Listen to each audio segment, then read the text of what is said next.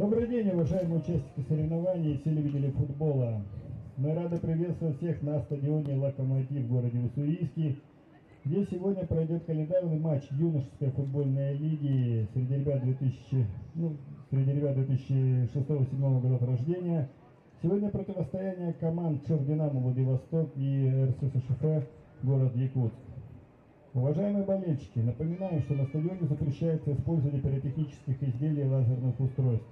За данное правонарушение законодательством Российской Федерации предусматривается наложение в судебном порядке штрафа в размере от 3 до 10 тысяч рублей, либо прохождение обязательных работ на срок до 160 часов с наложением... И снова приветствуем вас, уважаемые любители футбола, говорит и показывает стадион «Локомотив», город Уссурийск, Приморский край, где сегодня в очередном матче розыгрыша первенства Дальневосточной юношеской футбольной лиги для игроков группы не старше 17 лет на поле встречаются команды. Краевая спортивная школа Олимпийского резерва «Динамо», город Владивосток, Приморский край, и Республиканская спортивная школа по футболу, город Якутск, Республика Саха, Якутия. У микрофона для вас работает Алексей Семененко. Через несколько мгновений увидим мы выход команд, потому что до старта матча осталось всего лишь навсего несколько минут. Ну а пока заключительные приготовления происходят, мы с вами вспомним, на каких позициях располагаются команды. Итак, приморцы. Единственный коллектив, который пока что в этом сезоне не потерпел ни одного поражения, имеющий в своем активе 20 очков после 10 проведенных встреч, располагается на 3-м месте. А что касается якутского клуба, то их на данный момент достижения — это 8-е место. 8 игр, 9 очков. Ну, соответственно, 2 игры в запасе. Это означает то, что в целом и в принципе в случае двух, например, относительно успешных матчей можно в турнирной таблице подняться и на 7-е место, и на 6-е, а может быть даже и выше. Ведь у «Вулкана», который идет 5-м, очков на данный момент 14, а игр, напомню, на 2, чем у Республиканской спортивной школы по футболу якутской команды больше. Ну а приморцы бьются за самые высокие места, их выше лишь только СКА-Хабаровск, у которых тоже 20 очков, но по дополнительным показателям хабаровчане располагаются чуть вверху, а также Благовещенцы, у которых 21 набранный балл. Ну и команды выходят.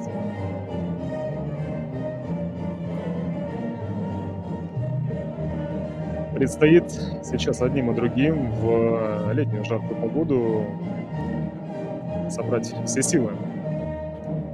Каждому в отдельности и всем вместе в общекомандном смысле для того, чтобы в этом матче попробовать преуспеть.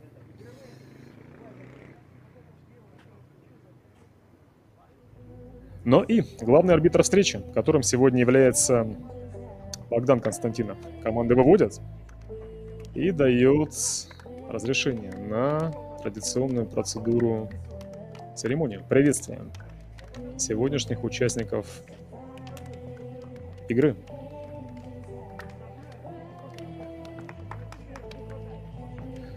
Ну, а что касается того, кто Богдану сегодня помогает, то это Илья Кузьмин и Илья Тарасевич, а также Кирилл Андриенко, который является резервным, а за ними присматривает Сергей Борисович Александров, который является инспектором. Но и капитаны. Игорь Клоченков со стороны приморцев и Андриан Егоров со стороны якутян.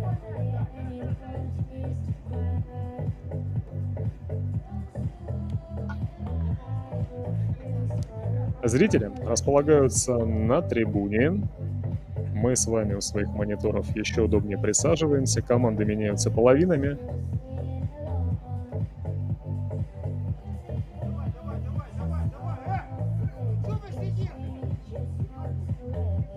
И как-то немножко растерянными почему-то в моменте выглядят якутские футболисты.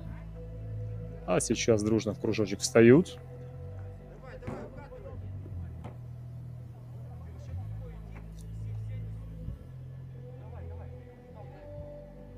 Владивостокцы делают то же самое.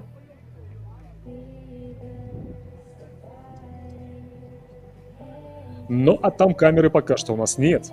Той, которая бы показала те эмоции, которые сейчас внутри. Этого, конечно, нам не хватает, но будем надеяться, что, может быть, в следующем розыгрыше системы юношеских футбольных лиг такая задача будет решена. И такие камеры там вот там появятся, чтобы с самого начала ребята настраивались и нас тоже заряжали своими эмоциями. В принципе, у них и так это неплохо получается.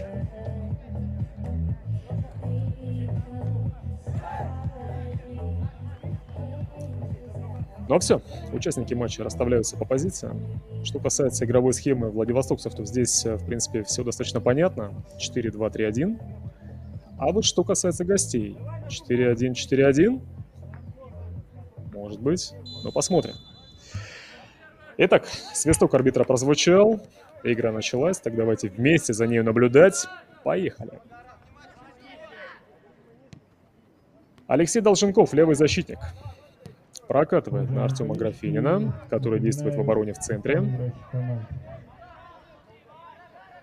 Макар Наговицын через Игната Печоркина. Там справа.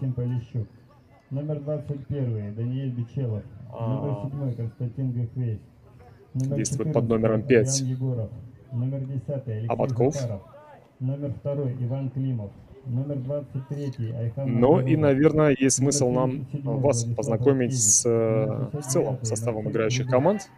Ну и начнем с хозяев, раз мы уже некоторых из игроков вам сумели озвучить по ситуации, по моменту.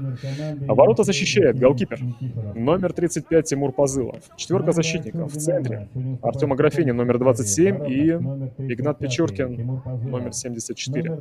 Справа Иван Абатков, номер 5, слева Алексей Долженков, номер 9. Пара опорных полузащитников. 38-й Семен Сухинин и 24-й Макар Наговицын. Тройка атакующих полузащитников. Данил Нагервадзе, номер 88.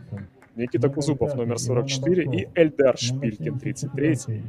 Ну и явно выраженным нападающим является Игорь Клоченков, капитан команды, номер 25. Тренер команды Краевой спортивной школы Олимпийского резерва «Динамо», город Владивосток, Приморский край, Анатолий Аграфенин. Но и переходим к составу гостей. Республиканская спортивная школа по футболу, город Якутск. Голкипер номер 1 Максим Полищук. Полевые игроки. Номер 21 Даниэль Бичелов. Номер 7 Константин Гохвейс. Номер 14 Андриан Егоров, капитан команды.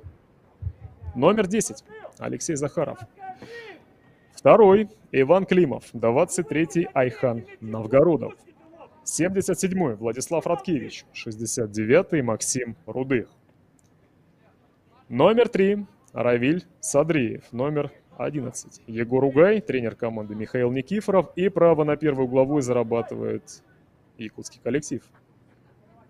Но и у мяча Алексей Захаров, подача совершающий, Игнат Печоркин выпрыгивающий, а против него по моменту был Константин Гохвейс.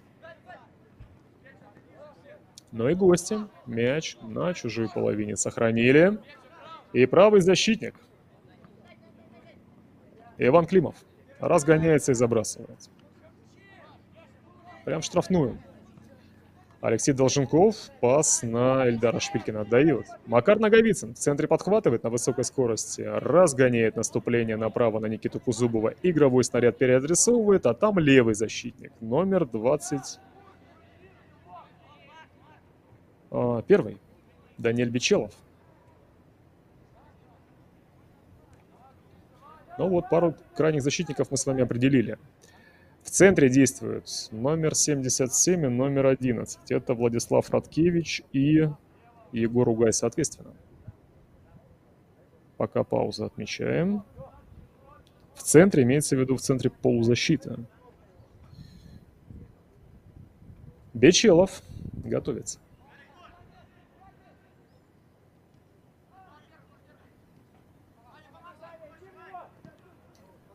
И прессингует мы видим как активнейшим образом один из приморцев.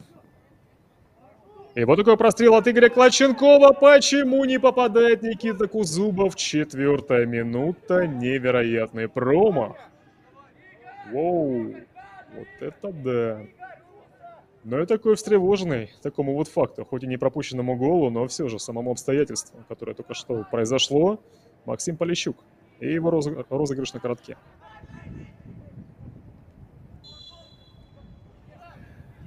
Нарушение. А нам предлагается повтор. Игорь Клоченков, молодец, отличный прострел.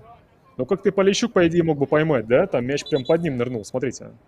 Вот здесь вот. Вот здесь. Раз. Ну и все, и Никита Кузубов один перед воротами. Но взял и пробил куда-то вверх.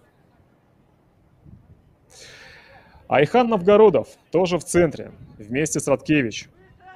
Отмечаем, в опорной зоне.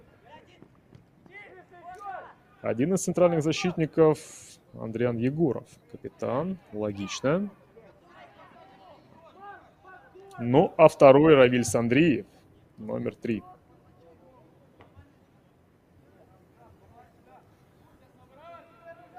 Полищук.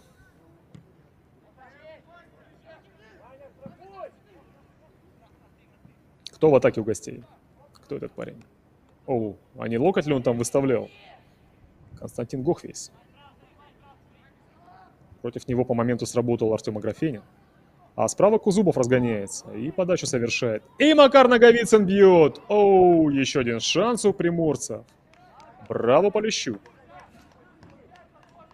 Повтор эпизода нашему вниманию предлагается.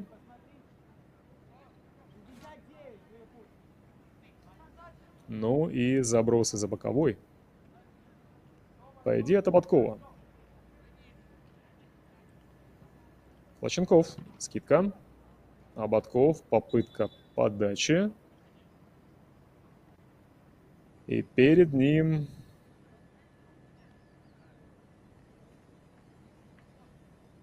По моменту был Угай. И снова Иван Ботков.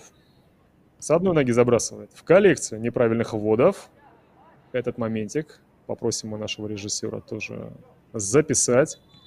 И здесь тоже неправильно. Но теперь уже не по причине того, что одна из ног поднята, а из-за того, что нечетким движением из-за головы это действие было совершено.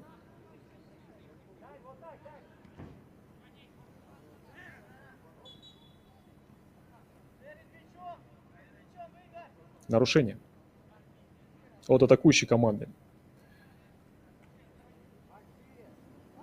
Но и Бичелов. Может быть, на коротке разыграть? Нет, готовится вперед ударить. Видимо, Гохвейса ищет. А тот борется с Игнатом Печоркиным. А в центре подбирает мяч Захаров. И Алексей диагональ совершает направо. Классную! А здесь справа остается кто? Рудых. Ну и отлично в отборе Шпилькин. Как-то там подзавозился игрок под номером 69. Мы в паузе посмотрим, кто это. И попытка прострела от Кузубова. Нет, не 69. Или же все-таки это был Максим Рудых? Как будто бы нет. Нарушение.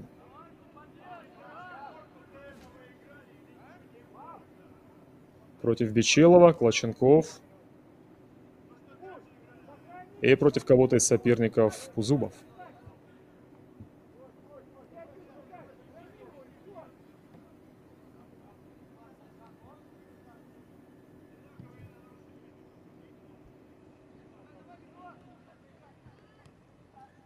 Забег, в котором были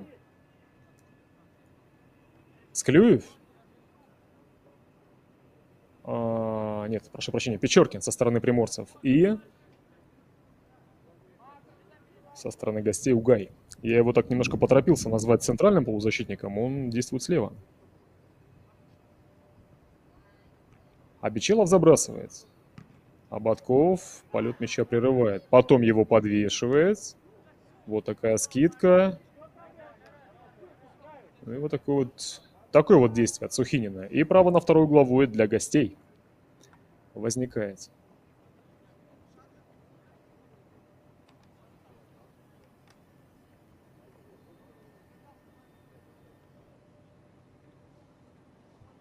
Ну и Захаров готовится к подаче. Две руки поднимает вверх. Высматривает, подает. Классно мяч летит. Удар поворотом опаснейший. Воу. 9-я минута, и это был... Кто? Это был капитан. Андриан Егоров. Молодец. Хорошо позицию занял, высоко выпрыгнул и неплохо пробил. Чуть-чуть промахнулся. Печоркин. Шпилькин. Транзитом через Клоченкова думалось, наверное, что на Кузубова пойдет передача, но нет, скидка чуть назад. А вот здесь вот от Сухинина скидка уже на Никиту. И тот простреливает. И здесь уже капитан. Игорь Клоченков на входе в штрафную. Мяч отобран. И Алексей Захаров разгоняет действие вперед для своего коллектива. И в центре финтит, смотрите как. Многовато, казалось бы, по моменту на себя здесь взяв Владислав Радкевич, но мяч сохранив. И против него оппонент правила нарушил. Ну вот так вот в подкате сыграв. Это был Даниил Нагервадзе.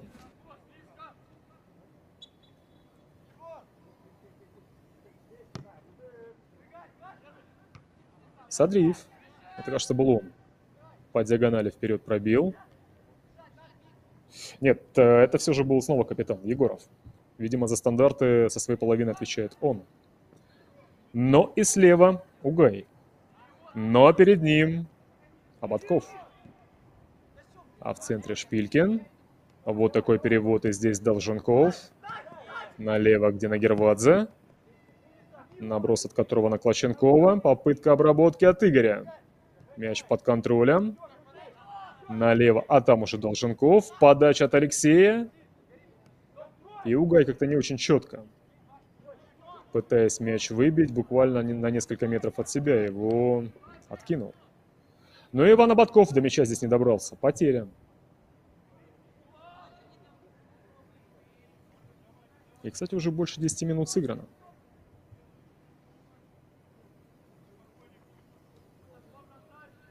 Бечелов. Забрасывает. Все ищут Гохвейса. Находят.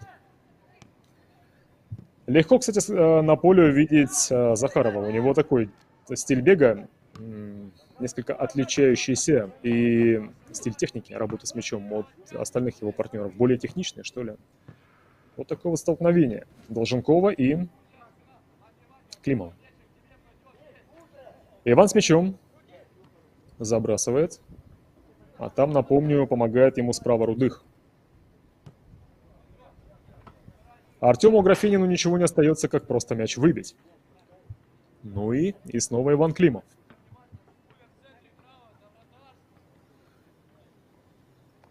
Но и раз Максим Рудых обладает таким высоким ростом, то, наверное, заброс сейчас будет на него. И ведь далековато так вот может он, Климов, забросить. А зачем вот такой удар? Не самое очевидное решение и сложное действие для исполнения. И поэтому неточное. Командой гостей здесь было осуществлено.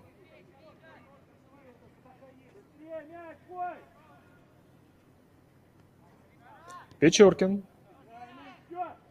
Видите, помогает опорным полузащитникам Шпилькин. Получает мяч, пытается в него вцепиться Захаров. Но Эльдар из-под давления сумел выбраться. Ну а здесь молодцом, если вы обратили внимание, Рудых не позволил, не бросил свой фланг. И не дал оппонентам как-то раскрутить что-то комбинационное, чтобы его вскрыть. И здесь еще и прессингует. Но Артем Аграфенин за счет подката уходит влево. Катит на Долженкова, который вдоль боковой линии направляет игровой снаряд туда, где поспевает капитан Егоров в борьбе с капитаном Клоченковым. Артем Аграфенин. Где опорники? Куда-то они пропали. И Сухинин, и Наговицын. А Макар вообще впереди. В опорной зоне сейчас вместе с Семеном действует Эльдар Шпилькин. Вот такие дела. Никита Кузубов с приемом не справляется. Даниэль Бечилов вновь будет сейчас забрасывать.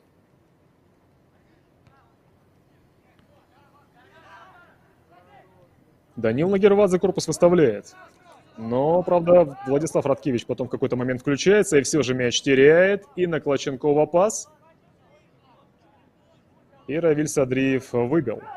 Неважно куда, просто выбил. И это позволяет Кшор Динамо получить право на первый сегодня для них угловой. А крупным планом мы видим Данила Нагервадзе. А к сектору направляется Эльдар Шпилькин. Ну, давайте смотреть, насколько позиционно, либо же персонально будут разбирать соперников, обороняющиеся. Персонально. Подача. Выше всех выпрыгнул, как будто бы и скидку сделал. Печоркин. Прошу прощения. О, Эльдар Шпилькин, вот такой навес. И классное действие в высоком прыжке и с вытянутой рукой от голкипера команды гостей, от Максима Полищука. И будет угловой под номером 2. С той стороны подавал Шпилькин, а с этой интересно, кто будет. Нагервадзе? Полищук, видите, как здорово здесь? Ловко. Но и Эльдар отправляется из противоположного угла тоже навес совершать. И вновь персонально разобраны приморцы. Гостями подача Полищук, Аграфенин. Никто не добирается до мяча, ни один, ни другой. Хотя оба были близки. 15 минут позади. Ну, Артем Аграфенин здесь был близок. Может быть, нам покажут повтор? Вбежал классно. Выпрыгнул высоко.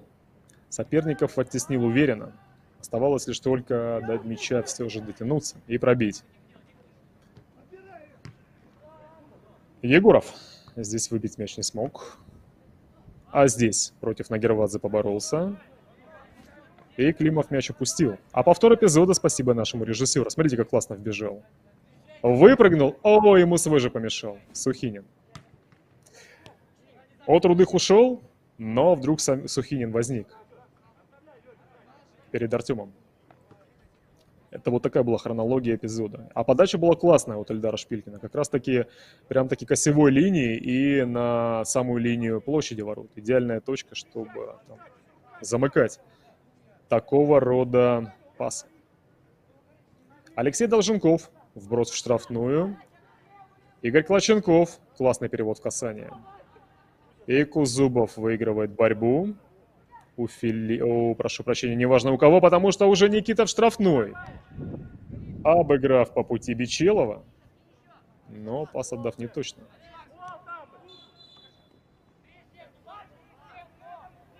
Нарушение, видимо, от Захарова еще. До ворот метров 30. Чуть меньше. Этот штрафной будет разыгран по свистку, по просьбе Эльдара Шпилькина. И в стенке, я так предполагаю, то, что пару человек вполне может сейчас оказаться.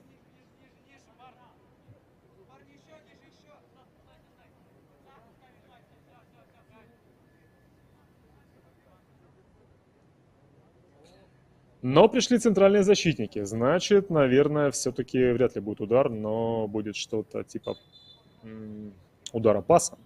Разгоняется Эльдар. И все-таки это в чистом виде удар.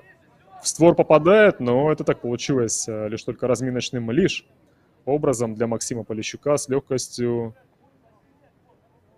с мячом справившегося голкипера якутской команды видим мы. А вот выбить за среднюю линию не смог. Не знаю, что ему помешало. Кузубов против Бичилова в центр смещается. Классный пас отдает. 1-0. Отличное. Получилось открывание проникновения в штрафную от Макара Наговицына. 19-я минута. И краевая спортивная школа Олимпийского резерва «Динамо», город Владивосток, вперед выходит.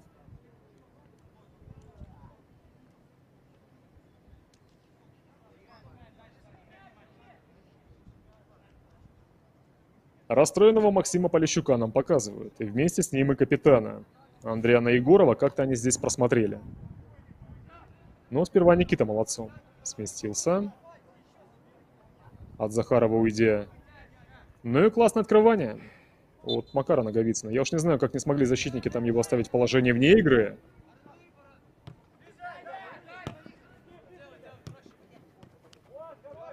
Вот так вот классно Макар забежал. С этой камеры нам тоже было неплохо это видно.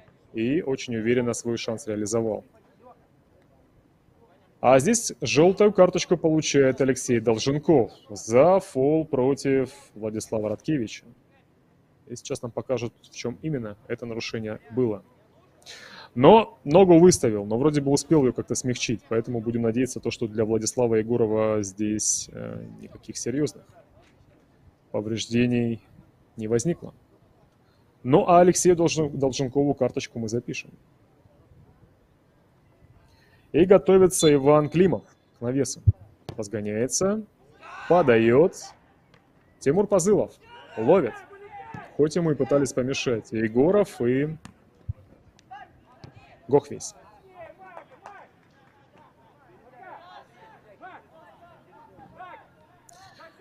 Итак, знаем мы то, что одна из игр уже в этом сезоне между этими командами состоялась. Прошла она в середине июня. И тогда в городе Якутске счет по результатам матча так и не был открыт. И в ничью 0-0. Та игра была завершена. И 21-я минута идет. Ровно половина... Нет, не ровно половина. Чуть меньше половины тайма позади.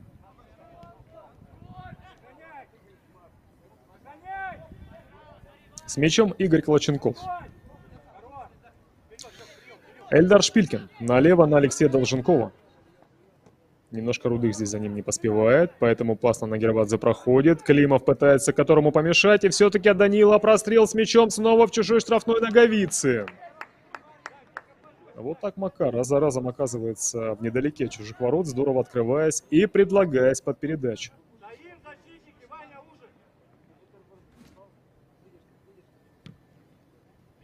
Но здесь Полищука он переиграть не смог, но шанс был хороший. Аграфенин решил через центр. Сухинин. Через Заботкова. Тимур Позылов. Через Игната Печоркина. Ну и пора бы опорников подключать. Катится мяч направо. Возвращается в центр. Открывается Макар Наговицын, сбрасывает и продолжается наступление правым флангом от приморцев, но Игорь Клоченков немножко чуть-чуть мяч не смог. Нет, это был не Игорь Клоченков. Да, это был Игорь Клоченков. Но там не смог он верное решение принять, мяч потерял. И сейчас уже с ним гости и непосредственно Иван Климов. Номер 2.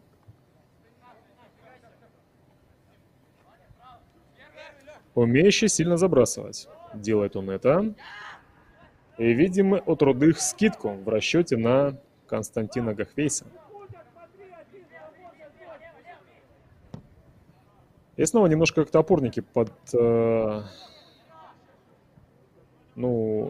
как-то под давлением, что ли, находясь, не берут на себя инициативу под защитников открываться, и поэтому Артем вперед мяч ударил. И здесь Захаров Шпилькина легко проскочил. И направо на Рудых отдал. А Максим пытается Долженкова переиграть. А Гохвейс пытается ему в этом помочь. И мы видим, как проскакивает сразу нескольких соперников Рудых. Но все-таки на пути перед ним вырастает Шпилькин. Отдает Макар Наговицын в свободную зону. Бьет. Игорь Клоченков в ней. Против него капитан Егоров. Снова два капитана. По эпизоду и свисток арбитра, означающий, что нарушение, а также и то, что пауза в середине первой половины. Ну и давайте попробуем послушать на те инструкции, которые тренеры будут сейчас ребятам выдавать.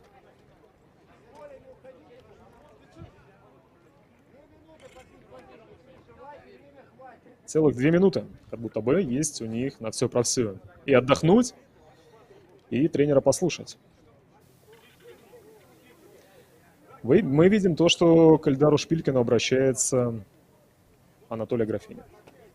Ну да, мы сказали про то, что немножко как-то опорники не всегда предлагаются для того, чтобы оказаться активными в вот этой вот связующей фазе перехода между линиями обороны и атаки. Ну а что касается Михаила Никифорова, кому обращается он? Не видно. И тоже, да, не хватает нам камеры там, вот там внутри прям. То есть при том, что той камеры, которая бы еще и все слышала, Это было бы очень интересно.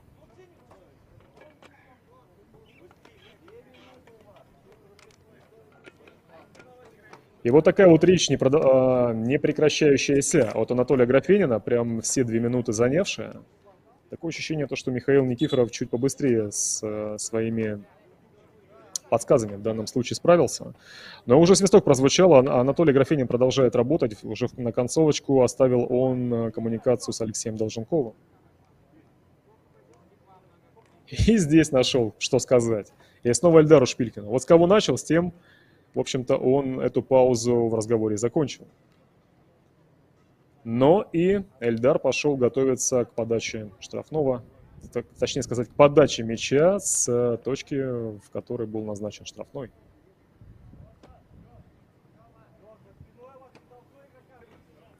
И будем смотреть, как сейчас вбегающими станут атакующие игроки и как плотно будут их разбирать обороняющиеся. Это интересно. Уже опасный момент один был, когда Артем Аграфенин бил. А здесь удар-пас получился. В район ближней штанги мяч прилетел. Видимо, в расчете на то, что скидка от Долженкова состоится. Но, никого не коснувшись, мяч долетел до ворот, где его отбил Полищук. Ну и третий угловой для Кшор. Розыгрыш. Шпилькин, Сухинин, Шпилькин. Перевод куда? Просто направо. Иван Ободков где? Но не только он, а также и против него соперник, которым является Даниэль Бичелов. Но и от приморцев нарушение.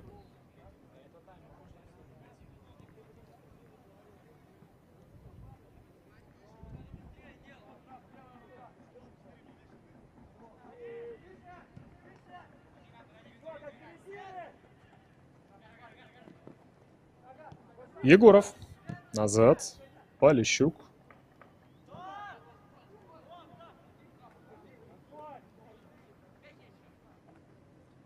Артем Аграфенин. Где опорники? Пока нет, поэтому снова удар вперед.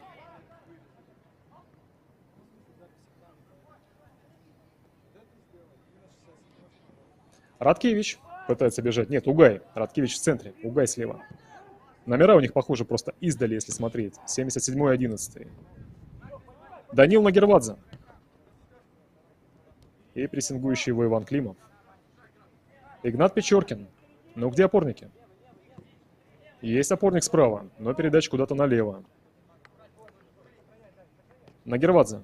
1 в 1 против Климова. Алексей Долженков. В центр. Ему скидка? Да, но не точно.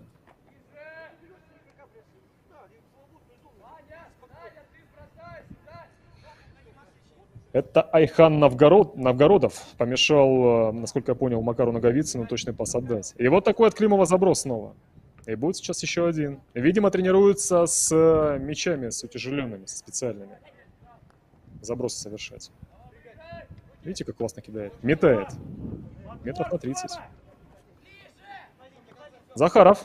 Алексей обыгрывает другого Алексея Долженкова, но помогает Сухинин. Но смотрите, Захаров молодцом. Тут же в отбор и удачно. И Климов вновь будет сейчас бросать штрафную. Легко. И выпрыгивает, пытаясь скидку сделать Рудых. А на подборе, по-моему, Новгородов. Ну, а здесь Бичелов. А далее и снова Бичелов. Ну, пора бы уже ему и помочь, да, Угаю? Может быть, здесь?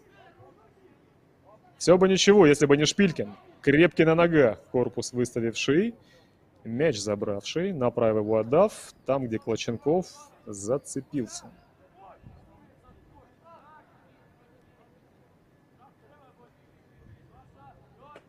Но сказали мы уже про то, что у Владивостокской команды пока что идеально с точки зрения того, что им удалось избежать поражений. Никому еще в этом турнире, даже те команды, которые выше, СК и Благовещенск, где-то уже проиграли.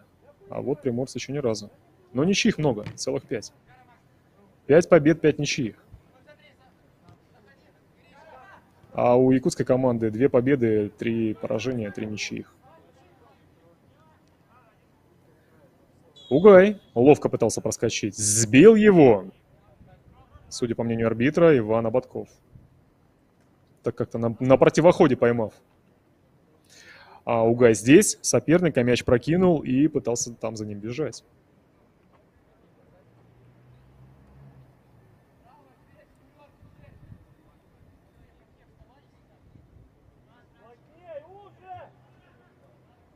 Нам показывает Алексея Долженкова. Также мы видим на заднем плане Тимура Позылова. Он сейчас своих партнеров расставил, они по мячу сыграли. Даниэль Бичилов неудачную подачу совершил, а после этого еще и неудачно в подборе сыграл. Мяч упустил. И Ободков с Печоркиным, судя по всему. Или же с опорником. Ну да, с Шпилькиным. Против которого был Радкевич. Приклеенным. Перевод налево. Нагервадзе Климов. Здесь такая парочка. Иван. Кстати, классный защитник, да? Смотрите. Он, помимо того, что мы обратили внимание, классно забрасывает, так еще и быстро на ногах. Успевает он ножки так где-то вставить, чтобы мяч выбить. И, ну, в общем, хороший защитник. Клоченков между линиями открылся. Скидку совершил на Ободкова, а тот почему-то назад. Печоркин. Ну, давайте. Опорных полузащитников опять нет. Просто вроде бы двое их, но их нет. Поэтому пас направо на Кузубова без них. Никита смещается в центр. Уже двоих проскочил. И пас отдал, который прервал Руды. И нарушение все же сразу после этого против Макара Наговицына от Максима. Он забрал вот здесь. А потом Макар корпус успел выставить. И Максим свалил. И 17 метров до ворот. Но Эльдар Шпилькин, я думаю, что никому не отдаст мяч. Хоть там еще 3 человека помимо него требует того, чтобы этот, так сказать, возможность удара была разыграна по чесноку. Как у них эти розыгрыши, посмотрим сейчас. Ну, на самом деле понятно, что здесь что-то заготовлено, и выбирается вариант без каких-либо розыгрышей. И в стенке сколько? 5 человек, не маловато ли? Такое ощущение, что активнее к удару готовится даже, чем Эльдар Шпилькин, Игорь Клоченков. Да. Бьет. А почему прям по центру? Прям точно в Максима Полищука получилось. Ровно в него. Момент упущен. 33-я минута.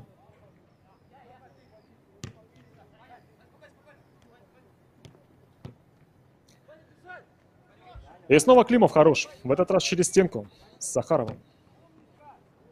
И диагональ шикарная. Оу. Тоже Гохвиса искал. Но, честно сказать, наверное, ожидал, что еще и будет врываться там одновременно с этим Угай. Ну, видите, хорошая передача не пропадает. Хоть и не смогли ничего такого прям придумать, но все равно мяч у них остался. Потому что Иван Ободков, он там просто выбил. Ну и Даниэль Бичилов тоже умеет забрасывать, как и Климов. Ну, чуть, наверное, не так, но тоже неплохо. Печоркин. О, прошу прощения, Наговицын. Забрал. А здесь... О, Новгородов подобрал, передачу отдал. И удар сейчас будет. Нет, не будет. Печоркин справляется. Или же все же Захаров найдет возможность 1-1. Артем Аграфенин бросил позицию. Так вот, по ситуации. Там хотел выдернуться, чтобы в мяч сыграть. Не получилось это сделать. А его позицию никто не занял. И более того, в опорной зоне мяч не подобрали оппонент. Ну и Алексей Захаров нам всем показывает свою радость. И еще кому-то в отдельности персонально сообщение отправляет. Смотрите, здесь уже был шанс у Рудых, да? Но Печоркин доработал против него. А вот Эльдар Шпилькин простоял. И все. И Алексей Захаров забил. Семен Сухинин тоже как-то, смотрите, как-то пассивно встал. А вот Алексей Захаров как раз-таки почувствовал, что вот здесь, вот сейчас тот самый моментик, которых пока что еще в этом матче у них не было.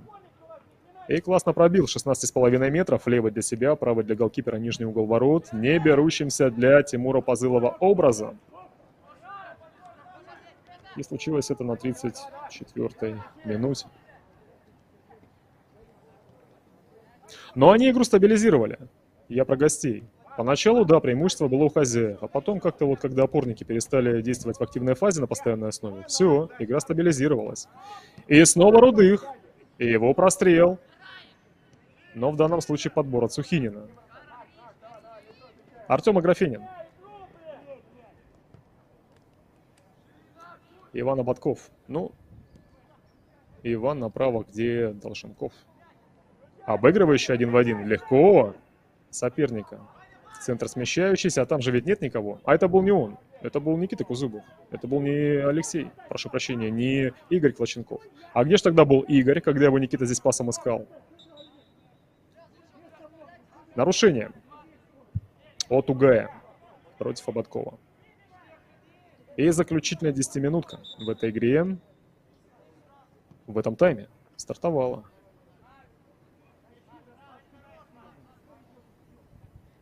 Ободков, Печоркин, Сухинин. Ну и еще раз бы открыться. Конечно, Семен как-то не хочет открываться. Но обратите внимание на количество ТТД Семена Сухинина без мяча для того, чтобы найти возможность открыться. Их можно посчитать с легкостью. Их мало, их недостаточно. И поэтому он и на мяче мало. Эльдар Шпилькин чуть в этом плане поактивнее, и поэтому он на мяче чуть побольше. Но все же их активности одного и другого в этом плане очень сильно не хватает. Что им мешает? Непонятно. Вот сейчас Семен открылся. Почему Артем ему не отдал? Потому что слева нашел Алексея Долженкова. А тот Данила Нагервадзе, против которого капитан Егоров и Климов. Но в данном случае молодец Нагервадзе. Забрал у Ивана, мяч отдал на Никиту Кузубова, который, получив на 180 градусов, развернулся и пробил примерно с той же точки, с которой забил Захаров несколькими минутами ранее. И тоже в левый для себя, правый для голкипера, нижний угол целился, но удар сильно не получился. Он очередной в створ, уже для их команды 6-й. Но легкая ловля от Полищука. Уже 6-я. Бечелов. Угай. Даниэль. Есть опорник. Новгородов. Айхана как-то здесь проигнорировали. Но зато здесь Садриева, Равиля подключили. А тут Максиму Полищуку. А там мяч прыгает. Клоченков прессингует. И Максим сильно вперед бьет. А вот и Новгородов сам мяч нашел в опорной зоне. Угай. Егор. На него трое, смотрите, выдернулись. Он поэтому, пользуясь этим, обыгрался с Гохвейсом. И снова на Константина мяч отдал, против которого был Артем Аграфенин.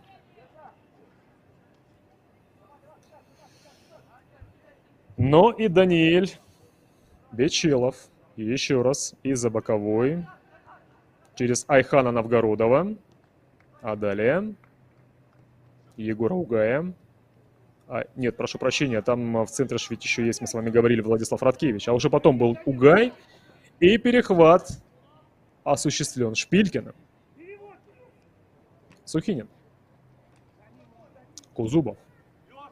Налево. Нагервадзе. Климов перед ним. Забегает Долженков. Но передачу самостоятельно Данил совершает. По мячу Равиль Садриев играет. А здесь, ох, как классно! Это ж ведь Рудых. Здорово обыграл. И покатил. Есть такой игрок в молодежной футбольной лиге за Мастер Сатурн действующий, Виталий Жохов. Вот он тоже высок, но тоже достаточно подвижен. И, в принципе, вот чем-то мне сегодня игра Максима Рудых напоминает игру Виталия Жохова. Но вообще, в принципе, в целом, я думаю, что ребята должны следить за молодежной футбольной лигой. Я про тех, которые вот здесь в юношеской футбольной лиге Дальневосточной выступают, потому что это то, к чему надо стремиться. И, в принципе, там как раз можно что-то и улавливать для себя. Да и интересно просто. Там 20 команд ведущих спортивных академий нашей страны. И в этом сезоне тот, который является переходным, они в один круг между собой играют. Они уже начали, там вот вчера буквально 4-й тур прошел. 19 туров проведут в этом календарном году, и все. А в следующем году уже будут по системе весна-осень играть, так же, как и, вот, например, Дальневосточная юношеская футбольная лига. До этого федеральные ЮФЛ и молодежная, соответственно, молодежная футбольная лига. Но что касается молодежки, абсолютно точно действовали по системе осень-весна. Насчет UFL-1, UFL-2, UFL-3 федеральных я что-то, если честно, засомневался. Надо будет перепроверить в перерыве. Но я думаю, что вы смысл поняли. За молодежным футболом нужно следить. Также на триколоре его полностью показывают. И, соответственно, по пятницам туры проходят. 10 игр, представьте, 10 игр. И все, ну, не все, конечно, но большинство прям интересно. Сухинин, Аграфенин. Налево. Долженков. Артем. Встречал его Радкевич, нашелся пасом Сухинин. Как-то немножко не перебрал его в этой ситуации Новгородов. Каким-то низким блоком здесь решили встречать соперника почему-то в концовке тайма гостя. Таким откровенно низким. Сухинин.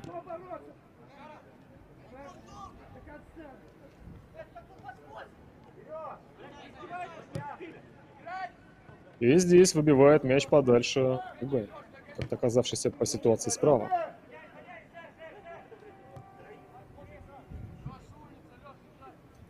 Печоркин.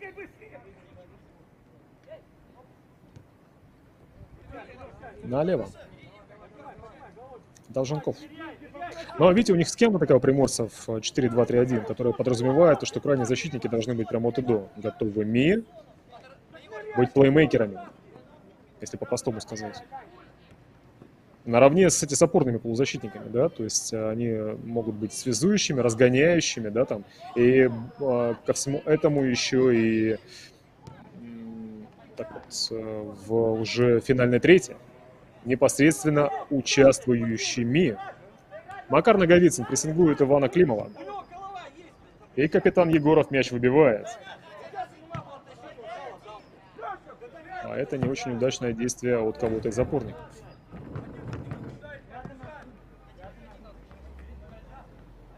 От Новгородова по ситуации. Долженков. Заброс. Калаченков. Скидка. На Гервадзе. Назад на Алексея. Тот отдал. Открылся. Данил Нагервадзе в касание через центр. Там Макар Наговицын.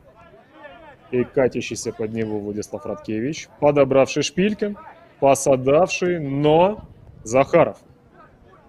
Помните, я вам говорил то, что...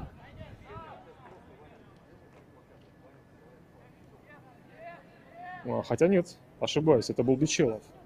Хотя я вам говорил, помните, то, что у Алексея Захарова такой прям особенно техничный стиль бега и контроля мяча, но вот здесь Даниил Бичелов чем-то мне напомнил этот стиль Алексея. Тоже сыграл достаточно ловко.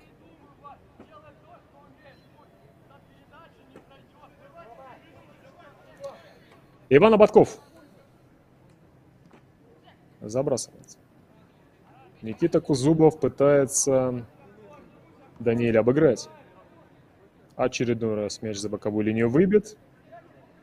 И Иван Ободков вот так вот водит. Но там Равиль Андреев. И без задачи мяч сохранить, просто его выбить, отправляют его в сторону. Ситуацию разряжая. Ободков Шпилькин. Эльдар вперед. А там Андриан Егоров. А здесь Константин Гохвейс против Игната Печоркина. Ну, такой плотненький, да, Константин, парень? Кстати, еще один плотненький парень в юношеском футболе. Потом преобразовался в игрока, который в одном из сезонов стал лучшим бомбардиром. Я имею в виду Федора Чалова. Может быть, у Константина Гухвейса тоже получится преобразиться в бомбардира. Посмотрим.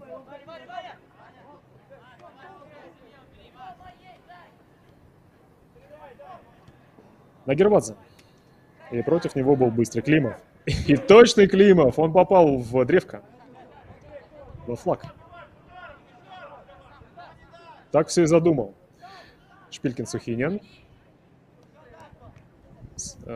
Теперь наоборот. А здесь перехват. И бежит, мы видим, как Егор Угай налево отдает, а там капитан... Нет, это не капитан. Но капитан Захаров тоже, в принципе, как бы для нас такое словосочетание вполне не новое, потому что мы ведь помним Алексея Захарова, капитана. Ну, например, на «Детях Азии», если я не ошибаюсь, в составе команды Республики Саха-Якутия он был капитаном.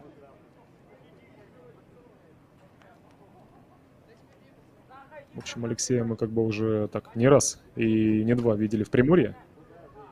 Но и сегодня он, вновь приехав, забил. Я уж не знаю, забивал ли раньше, но в мини-футболе-то точно забивал. А вот в ЮФЛ забивал ли здесь в Приморье и к Шору непосредственно Алексей ранее, я не знаю. Может быть, знаете вы, уважаемые зрители. Климов забрасывает снова далеко вперед. И на подборе сработавший Бичелов бьет. Нет, прошу прощения, не Бичелов это был, а Айхан Новгородов. Мяч застрял где-то в ногах у соперников. А здесь Макар Наговицын у Айхана Новгородова борьбу выиграть попытался, но не смог. И положение вне игры у Максима Рудых. Кстати, компенсированное время к первому тайму уже идет. Игнат Печоркин. Внимание, к основному времени первого тайма добавлено 2 Должно быть, минуты. Семену Сухинину хотел бы мяч прокатить, но Семен не хочет его получать. И поэтому Игнат бьет вперед.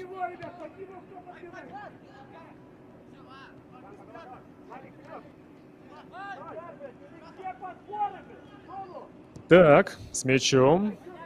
Гости. Диагональный пас. И бежит за игровым снарядом. И ведь добирается до него за счет неловкого действия Алексея Долженкова Егор Угай. Но оказался готов к спасению Тимур Пазылов. И мы с вами 45-ю минуту отмечаем. Итак, Угай сместился направо. Это означает, что слева сейчас действует Рудых. Поменялись они флангами-полуфлангами. Но и Андриан Егоров, разгоняясь, мощно бьет туда, где должен быть Рудых. А еще и Гохвесь. А еще и Ободков. И звучит свисток от арбитра, который означает то, что завершен первый тайм очередного матча розыгрыша первенства Дальневосточной юношеской футбольной лиги. Группы для игроков не старше 17 лет. Поединка между командами Краевая спортивная школа Олимпийского резерва «Динамо», город Владивосток, Приморский край, и Республиканская спортивная школа по футболу, город Якутск. Республика Саха-Якутия, но и счет на табло пока что ничейный 1-1. Но и подуставшие футболисты отправляются в раздевалку, а мы с вами ожидаем графику с количеством ударов, с процентом владения мячом. 6-4 в пользу приморцев. Оно. И удара 6-4. Забавно. Хотя, если честно, я ударов насчитал, уважаемые зрители, 7 у владивостокцев. 1 мимо цели и 6 в створ. А что касается гостей, вот у гостей я насчитал 3. А наши уважаемые статисты-графисты 1 больше. Где-то что-то мы упустили. Но 2 момента было у гостей опасных. На 45-й минуте, вот который вдруг возник, да, у Гая. И на 9-й. Там промах от, по-моему, от кого-то из центральных защитников. Вроде была подача с углового. Ну, а что касается приморцев, то помимо того, что забили, на 4-й минуте еще они момент имели. Ну, наверное, давайте мы и дождемся обзора опасных эпизодов, чтобы все еще разочек посмотреть. Но и пока будем их смотреть, немножко отдохнем.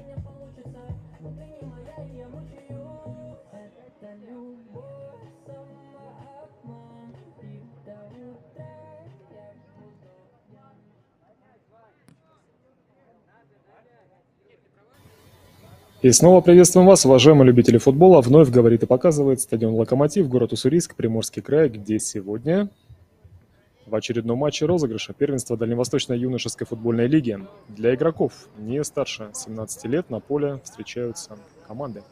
Краевая спортивная школа Олимпийского резерва «Динамо», город Владивосток, Приморский край, и Республиканская спортивная школа по футболу город Якутск, Республика Саха-Якутия. По результатам первой половины счет ничейный 1-1, ну и второй тайм вот-вот начнется. Видимо, то, что двойная замена происходит у команды хозяев. На поле уже появился футболист под номером 7 Ренат Абдурахманов, и сейчас также выйдет и игрок под номером 10 Глеб Зорин. Итак, напомню вам то, что в первом тайме голами отметились. Главный тренер команды. Сперва приморцы на 19-й минуте после передачи от Никиты Кузубова. Ну а потом на 34-й забил гол свой очередной, 4-й в сезоне Алексей Захаров. Здорово на подборе сработавший, в районе 16,5 метров мяч подобравший и неотразимо пробивший. Номер 44 Никита Кузубов. Итак, ушел Эльдар Шпилькин, номер 33, и, судя по всему, Семен Сухинин, номер 38. Пара опорных полузащитников. Вместо них появилась пара новых. Зорин, Абдурахманов. Но и второй тайм только что начался. Давайте и за ним вместе наблюдать. Поехали. Номер 33 Эльдар Шпилькин.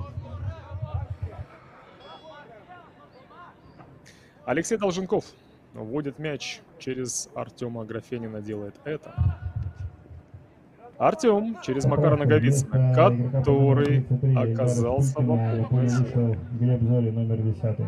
И он сейчас с Эльдаром, с Ренатом Абдурахмановым будет, я думаю, что в связующей функции, а вот Глеб Зорин будет впереди.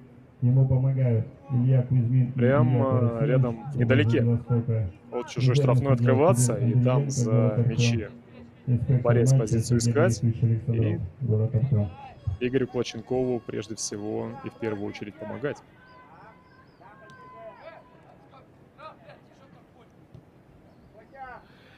Игнат Печоркин катит назад. Тимур Пазылов возвращает Игнату. У того пара вариантов. Один из них справа Иван Ободков. А есть еще и Данил Магервадзе.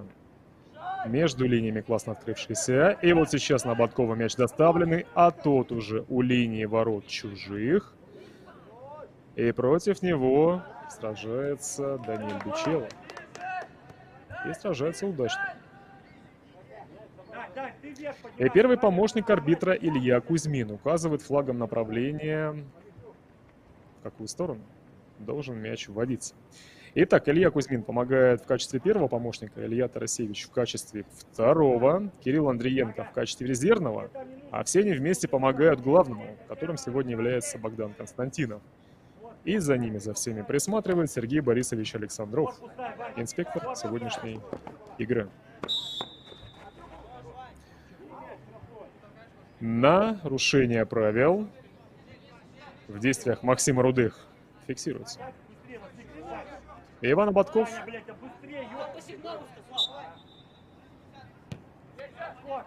катит мяч назад. Тимур Пазылов оперативно катит мяч налево. И Артем Аграфенин задвигается с мячом, но отдает нечетко.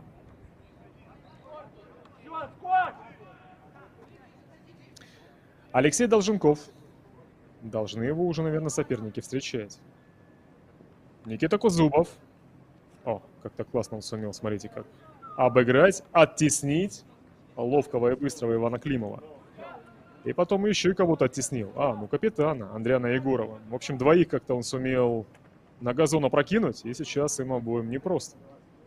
Ну а Никита Кузубов спокойненько себе идет, дыхание восстанавливает в то же самое время, как кто-то из его партнеров настраивается на подачу из углового сектора. Смотрите, какие высокие парни в белых футболках. Вбегать сейчас будут. Все как на подбор. Но передача не лучшая. Там можно было вбегать, но невозможно было за такой мяч бороться.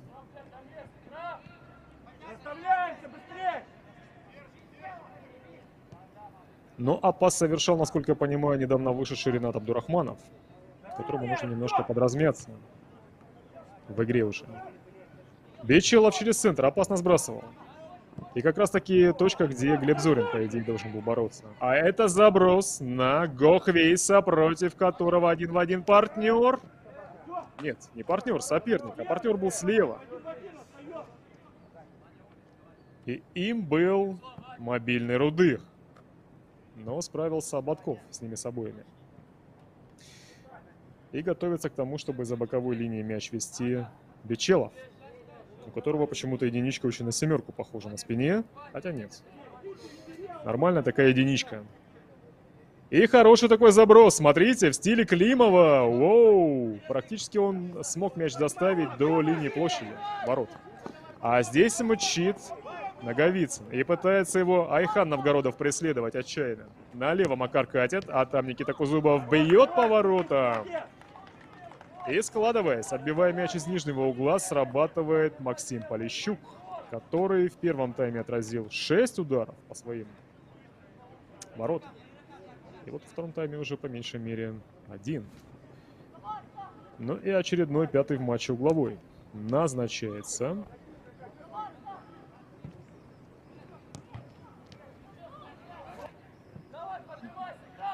И уже там даже подача была совершена, но, видимо, как-то не опасно. А вот это опасно! Ободков! Воу! 5,5 метров было до ворот игроку под номером 5. Прилетевший мяч прям ему удобно и комфортно.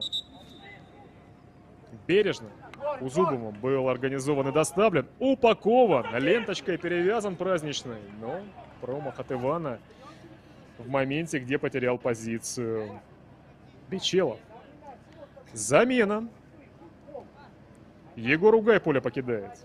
Номер 11. И в игру вступает футболист под номером 24 Алексей Баширов. Расстроенный Егор. Видимо, хотел еще побегать.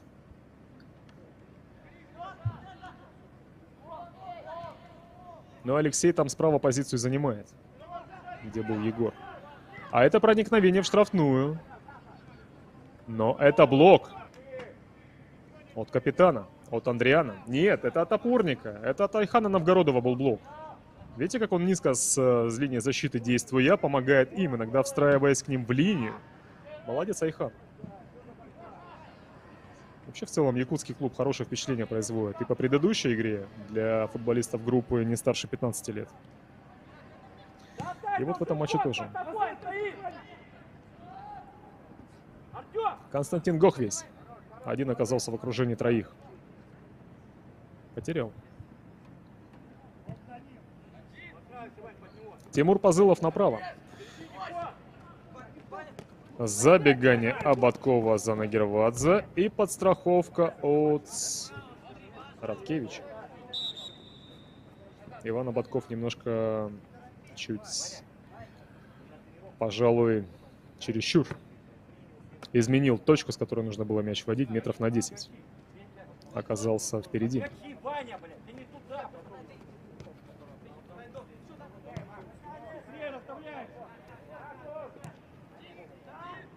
Пазылов, Аграфенин. Артем. Не точно. И снова Артем. Но здесь наверняка точно. Снова так же, как и в предыдущий раз, но с большими шансами на то, чтобы за этим пасом поспел Нагервадзе.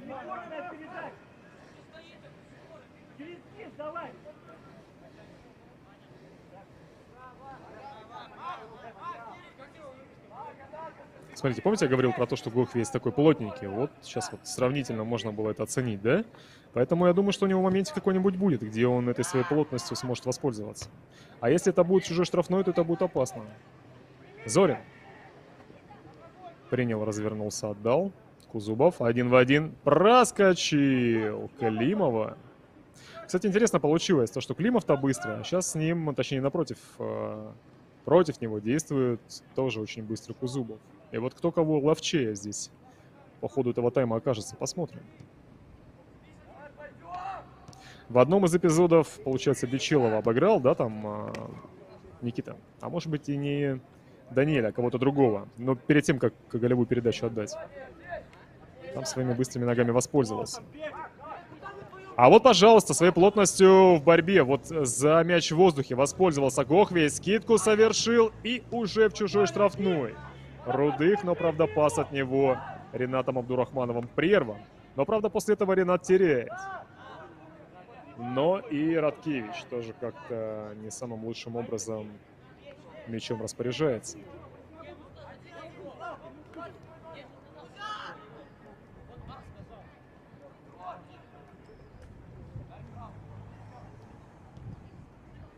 Аграфенин налево. Долженков в центр. Макар Наговицын под давлением от Радкевича.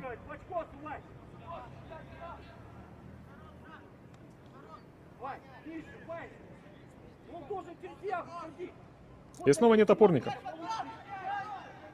Но есть пространство для Артема Аграфенина. Спокойненько немножко пройтись и уже потом отдать. Баширов. Новгородов. Захаров. Во втором тайме впервые мы его фамилию назвали. Налево, где Рудых. Против которого Ботков. Максим. Но и угловой. Третий в игре назначается в пользу гостей. И к сектору Алексей Захаров отправляется. Ну, а наверняка в штрафную идет Андриан Егоров. В первом тайме, если помните, опаснейший удар на 9-й минуте на Неше. После вот как раз углового. Головой там он выпрыгивал. Нет, выпрыгивал он, конечно, не головой, но головой бил. После того, как классно выпрыгнул, где-то метров, наверное, 6-7.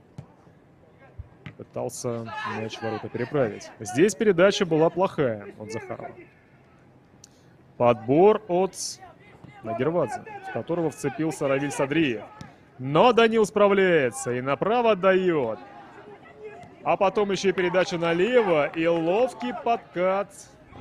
И своевременный от Даниэля Бичелова, подстраховавшего здесь по эпизоду центральных защитников, ушедших на угловой к чужим воротам.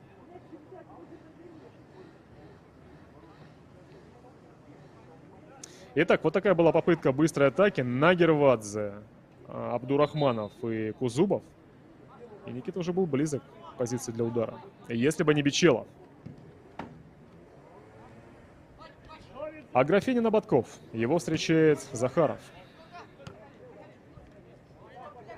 Гохвейс пытается зацепиться. Цепляется, но, правда, по мнению арбитра, воспользовавшись руками. И Рената Абдурахманова, оттолкнув, не по правилам. А посмотрим сейчас мы повтор. Ну да. Руки были в деле. И левая, и правая. Соперника хватая и за спину, и за... по-моему, чуть ли даже не за грудь. Но, в общем, пытаясь проскочить во что бы то ни стало. Но вот такой вот стиль у этого мощного парня. Напомню, который, скорее всего, наверное, сегодня разочек, но ему позволит что-то интересное заполучить вблизи чужих ворот. Егоров мяч сыграл, после этого его соперник там немножко подбил, но все в рамках правила, по мнению арбитра. Баширов пытается прессинговать, но как-то неактивно. А разве для этого он вышел?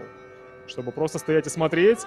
И из-за этого мы видим, что шанс, но не попадает почему-то после скидки Зорина по мячу Абдурахманов. А здесь подбирает и бьет. Промахивается.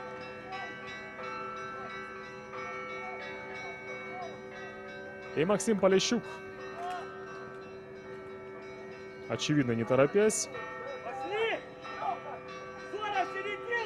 установил, разыграл. Андриан Егоров направо, мяч направил.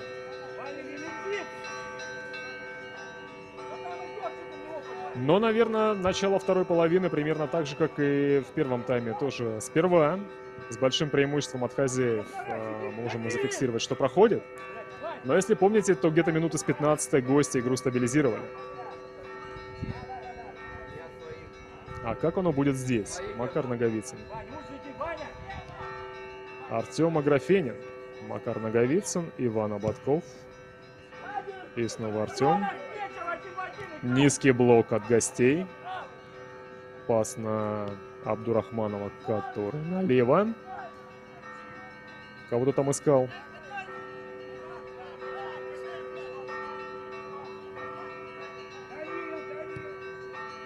Артем.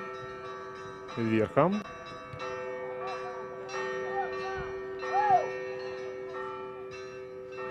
Алексей Долженков, используя голову, пытается мяч куда-то вперед немножко так вот направить.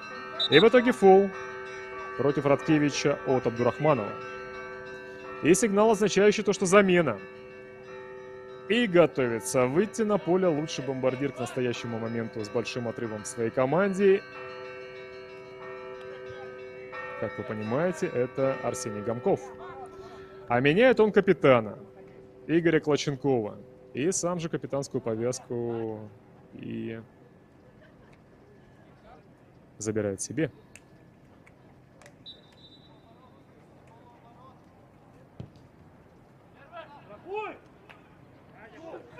О, шанс какой возникает. Удар по воротам не забивает. Воу! А как так махнули мимо мяча приморцы? И как же махнул мимо ворот Рудых. Ну, Иван Ободков, конечно, удивительно здесь растерялся. Да и как-то Данил Нагервадзе тоже уж чересчур поверил в то, что мяч ни при каких обстоятельствах не дойдет до зоны, за которую он отвечал. 60-я минута. Супер возможность для гостей. Игрока под номером 25 Игоря Клоченкова в игру вступил Арсений Гамков, номер 17. Эмоциональнейший всплеск от Анатолия Графенина, требующий от ребят, чтобы они включались энергичнее, быстрее, с большим желанием. И вперед, чтобы шли. Нет, не шли, чтобы прям бежали вперед. Быстрее решения при всем при этом принимая и делая их острее. Вот таким вот образом тут же команда, прислушиваясь, в штрафную врывается. Но мяч потерян. И Радкевич с ним. Катит направо. А там Баширов. Ширину создает. На Климова возвращается. Иван по диагонали на Гохвиса, конечно же, бьет. На подборе Захаров. Скидка от Константина. С мячом Алексей. 1 в 1 против Игната Печоркина. И вот такой наброс на Гохвиса. Но ловля от Пазылова.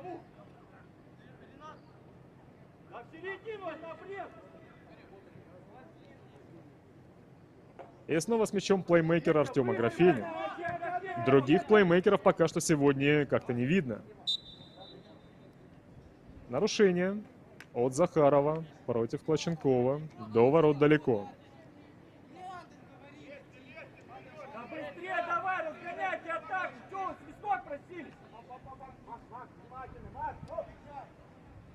И видите, Анатолий Графенин требует от ребят, чтобы они быстрее включались после пауз. Но тут же, если штрафной, то что разыгрывали. Чем-то это похоже на манеру, ту, которая требуется от футболистов. Например, опять-таки, если вспомним и приведем параллель молодежной футбольной лиги. Мадача, какая опаснейшая ситуация. Как там по мячу не попадают сразу двое. Арсений Гамков — это тот, кто уже бил. А не попал Глеб Зорин и кто-то еще из ребят, Никита Кузубов. Подача-то на Гервадзе классная получилась. И тянулись приморцы, но не смогли до мяча добраться. Но в прессинге преуспели. И классный удар. Перекладина. Ринат Абдурахманов попадает в нее. С 18 метров этот удар нанеся. Воу. Это было опасно. 63-я минута. Прессинг удался. Удару чуть-чуть точности не хватило. Но закончу мысль, параллель про молодежный футбол и про «Спартак», и то, что там тренеры требуют от ребят, чтобы быстрее штрафные разыгрывали. Как только вот произошла ситуация, тут же быстро раз и нашли решение, чтобы мяч в игру ввести. Ну и Анатолий Графенин также требует и от КШО, «Динамо», того же. И видим и слышим мы. Абдурахманов налево, Кузубов, прострел, тянется, Глеб Зорин не попадает по мячу настолько, чтобы удар нанести. И выбит он в итоге прям с самой практически линии Даниэлем Бичиловым. Но шанс был супер. 64-я минута. Вот буквально за 2 минуты 3 момента ушло. Только после того, как уже прям практически от этого от них тренер потребовал. Громко, что все они услышали, и как будто бы даже соперники этому требованию от тренера оппонентов испугались. И как-то немножко прижались, и, пользуясь этим, владивостокцы 3 шанса только что имели.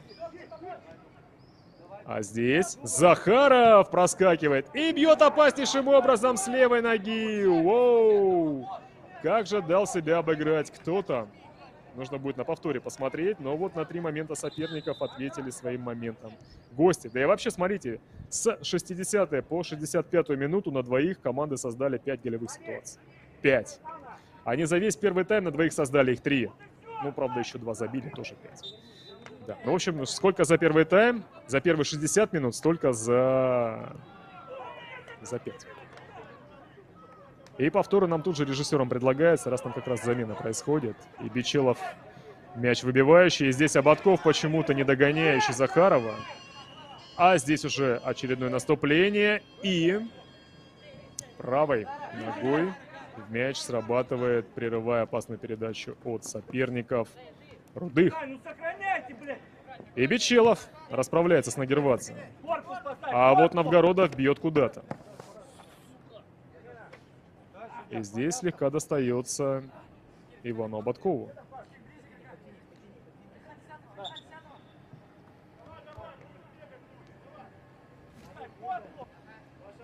О, не слегка. Честно сказать, грязно здесь сыграно было. Но сложно это было арбитром заметить. Мы даже по картинке с вами не сразу уловили, только на повторе. Это был Рудых. Ну, а это мы видим, как поле покинул Айхан Новгородов. И вместо него, видимо, в опорную зону вышел Павел Сердцов, номер 99.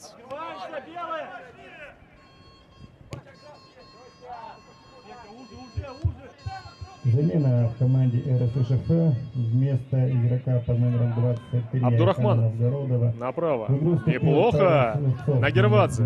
Прострел. Опасно. Но там капитан Андриан Егоров. Надежно.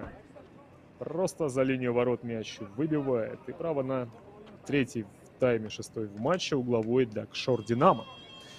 И спокойный, хладнокровный Максим Полищук. Но сосредоточенный одновременно. И отправляющийся к угловому сектору Ренат Абдурахманов. И смотрим мы на вбегание прежде всего умеющего мячи примагничивать при таких стандартах Артема Графинина. Ренат подает. Артем выпрыгивает, но выпрыгивает и Андриан Егоров вместе с ним. Нет, это тоже высокий, но не Андриан. Это Максим Рудых.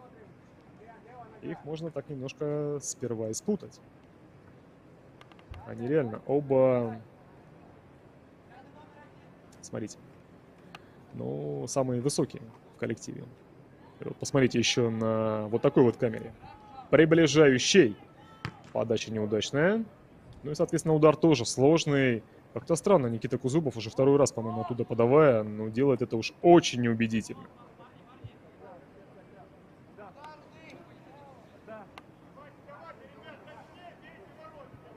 Баширов вышел, пока не заметил. Посмотрим, как вступит в игру Сердцов. Но нельзя сказать, чтобы вышедшие Зорин и Гамков, а также Ренат Абдурахманов, но были прям в центре внимания. И пауза назначается перед заключительной четвертью игры арбитром. Ровно 2 минуты на то, чтобы сейчас нам послушать решительную решающую установку от тренера. Я вот не сомневаюсь, что сейчас она именно такой и будет. И прошу нашего режиссера навести прям камеру на тренера крупным планом, чтобы посмотреть на его, так сказать, на его не эмоции, а на его настрой. Одного и другого.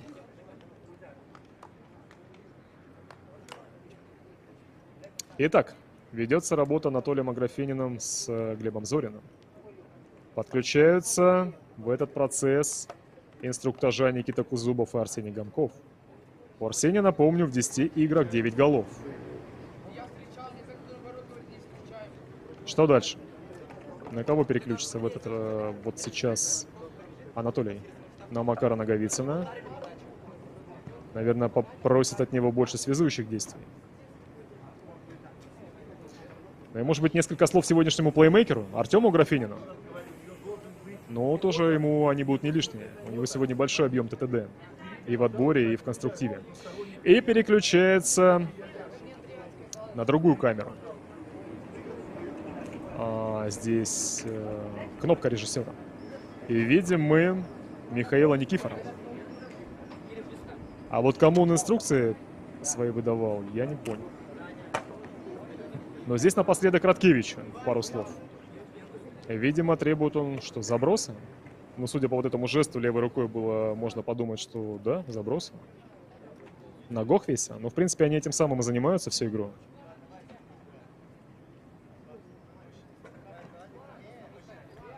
Полищук. Ну, кстати, тоже вот из параллели прошлой игры. Там, когда, помните, после матча в интервью было, и капитан гостей Михаил Кабанов и их тренер Василий Ивочкин говорили про то, что, как бы здесь Приморье жарковато, что-то у нас в республике чуть похолоднее, поэтому нам прям как-то тяжело. Вот посмотрим, насколько это тяжело скажется, может быть... О, какая диагональ шикарная! Мы видим, как на ударной позиции, но промахивается Максим Рудых во втором тайме, свою вторую возможность упуская. Воу, 71-я минута. В общем, короче говоря, вот этим своим действием, тот, кто отдавал, и тот, кто пытался здесь эту передачу, поймав, преобразовать в голевую ситуацию, в общем, якутские игроки подтверждают факт того, что ничего им так и не особенно-то и жарко. Могут они в этой концовке быть активными, но здесь уже шанс. Ух, какой у Макара Наговицына, почему-то не пробившего в касании, и даже вторым действием тоже. Не совсем понятно, что его там смутило. 71-ю минуту мы отмечаем. Но как же много стало эпизодов прям вот настоящих острых, начиная с 60-й минуты.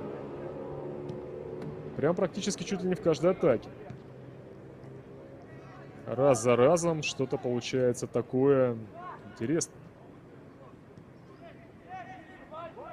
И при всем при том, что для нас ведь важным является еще и факт того, что они идут такими взаимоотвечающими. И вот здесь удар. И гол, наконец-то, Никита Кузубов точно пробивая. Снова свою команду вперед выводит 2-1. У него сегодня гол плюс пас.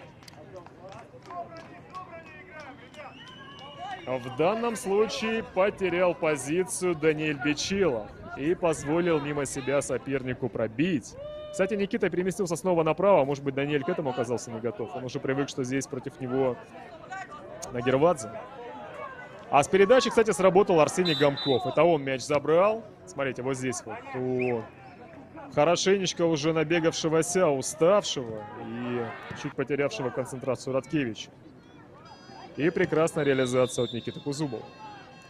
Но Арсению мы записываем пас.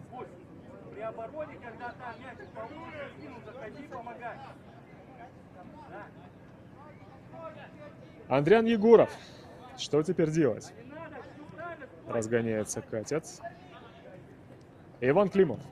Разгоняется и передачу совершает. А там Ободков. И фалит против него Гохвейс. И что, желтую карточку получает? А за что?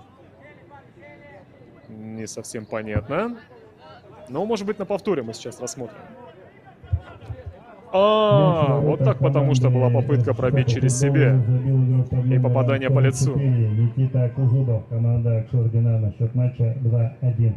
Вот такие сложные иногда моменты происходят, что и непонятно. Как здесь...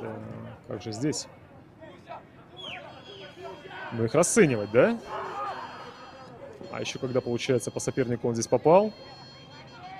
Я про Гохвейса. И, видимо, немножко ногу так подтравмировал.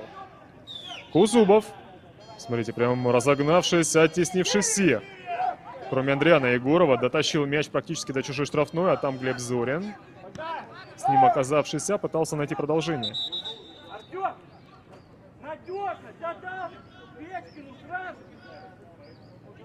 надо не лететь туда. Где вы? Ну сейчас только что сделали. Ну сделай туда. Ну там Помощь насыпано требуется. всё. Ой-ой-ой, там кажется то, что нос разбит. А может быть и не разбит, а может быть и не нос. Но, видимо, то, что прям плохо дело. Один из ребят оказался на газоне и встать не может самостоятельно.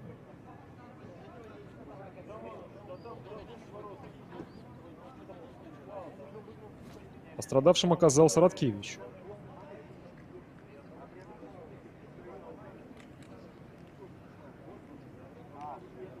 Но нельзя сказать, чтобы Ринат Абдурахманов... А, это, кстати, был Ринат Абдурахманов. Их с Никитой Кусубовым можно прям перепутать, не похоже. Вроде бы какого-то акцентированного такого отмашки. Ну, не видно было. Но получилось, видите, как нехорошо. В нос досталось Владиславу, и помощь ему нужна. И на какое-то время в меньшинстве его команда остается.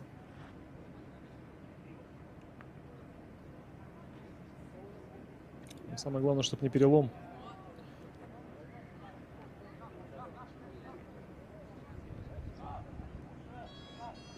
Такая неприятная пятиминутка для Владислава. Он подустал. Наговицын, ты что издеваешься? Захаров. Ну и вот такой наброс на Баширова от Сердцова. Пока. Ты что издеваешься?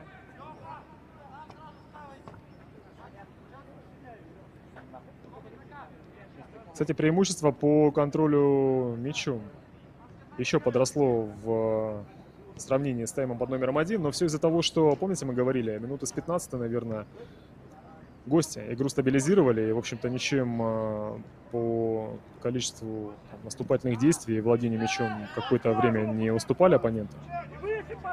А вот в тайме под номером 2 все же редкими контратаками лишь отвечают. Но редкими, но опасными. 3 голевых эпизода имели они. А здесь на Кузубова наброс, и Бичелов здесь попроще. В мяч играя, выбивает его. И вот так вот еще пытается сыграть. И право на угловой очередной мяч. Команде Шординамо готовится замена вместо игрока под номером 24. Макара Наговицына в игру Макар вступает Наговицын Егор поле Боцман, покидает. номер 91. И в игру вступает Егор Боцман, у которого в этом сезоне 5 забитых голов. Но они ж ведь разные по позиции. Посмотрим, как сейчас видоизменится схема. Поближе туда иди.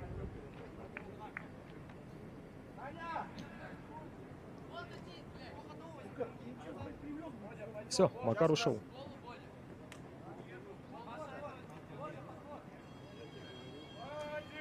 Но и вышел Егор, посмотрим, как он сыграет. Парень быстрый, мощный.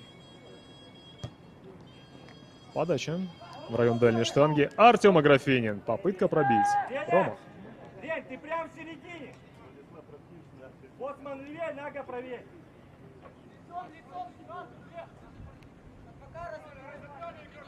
Ну ты в середине, на Гервата.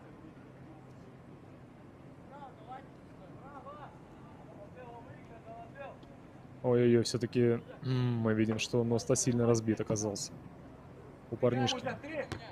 Жаль, Владислав Радкевич. А кто вышел вместо него?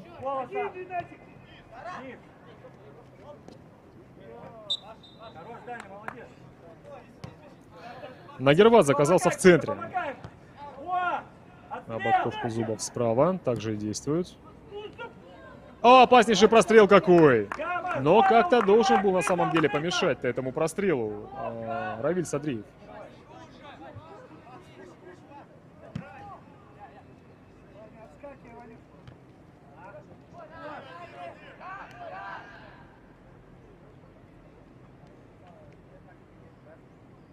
Тимур Позылов. Интересно, есть ли еще скрытые резервы у якутской команды? Может быть, есть какой-нибудь футболист, который сейчас вот выйдет и побежит, и цепляться начнет? Опять-таки, мне в этом плане, если с молодежкой провести, с молодежной футбольной лигой параллель, мне понравилось, как вчера тренер команды Нижний Новгород в матче против ФШМ. При всем при том, что ФШМ как бы чуть ли не фаворитами там были, потому что до этого в 3 турах 2 победы и 1 ничью смогли себе забрать Ну, в ноги дай ему. и 7 очков иметь, и в верхушке турнирной таблицы идти, в то время как у нижегородцев было всего лишь 3 балла после 3 проведенных матчей. Но для нижегородцев была игра домашняя. Сабина в команде Но и в ней РСФ их по тренер футболу Валерий Бурлаченко, вместо опытнейший игрока под специалист, номером прям 77 сделал, Владислава знаете как, Раткевича. он в старте выпустил, На в поле вышел Александр общем-то, Михайлов, номер 4. ребят, тех, которых, может быть, многие не ждали, но те, которые шансом своим пробовали воспользоваться и были активными. А потом по ходу игры выпускал тех людей, которые у него были в резерве, те, которые были, в общем-то, вообще максимально готовы к тому, чтобы реально выходя усилять. И так вот игра вроде бы сперва была ровная, а потом за счет вот этих вот усилений раз за разом с каждой из замен Нижний Новгород все лучше, лучше, сильнее, сильнее. И замены уже с 30-й минуты там пошли, и в итоге нижегородцы уверенную победу одержали 2-0. И абсолютно, ну, как бы доминировали на поле 2-3 матча. За счет того, что тренер сыграл и сработал очень грамотно. И имел вот такие вот в резерве Агрессивные действия. моменты игроков. А Данилу дадут, а это второй. И ширину, вот такую вот ширину скамейки. А как здесь будет? Посмотрим. Но здесь будет, что в меньшинстве остается команда гостей. Гохвейс, видите, воспользовался все-таки своими габаритами, но немножко не в том, наверное, смысле, в котором мы с вами предполагали. Здесь против него Данил Нагервадзе правила нарушил. Да, по ноге попал, но Константин потом побежал реваншироваться. Давай, давай, давай. Соперником потолкался, и за это вторую желтую карточку получил. Первая у него уже была за ту попытку пробить через себя. И прихрамывая, Константин поле покидает. Но жаль, что травмировался. Это, конечно, нехорошо. А там медицинский сотрудник и так занят тем, что помощь оказывает Раткевичу. Ну, давайте пожелаем и одному, и другому. Конечно же, прям восстановиться поскорее. Здоровья, здоровья. Без травм. И чтобы даже если они и происходят, чтобы были такими, которые проходили бы быстро. Ну и заключительная 10-минутка. И вот такая подача от Захарова. Опаснейшая! Оу, момент какой! И упавший на газон Андриан Егоров. И здесь неточная передача от Данилия Бечилова. А нам нужен повтор. Подача от Захарова. И врывание от Адриана Егорова, который до мяча ведь добрался. Ну, такой, на самом деле, сложный моментик, я вам скажу. Смотрите. Или добрался все-таки Тимур?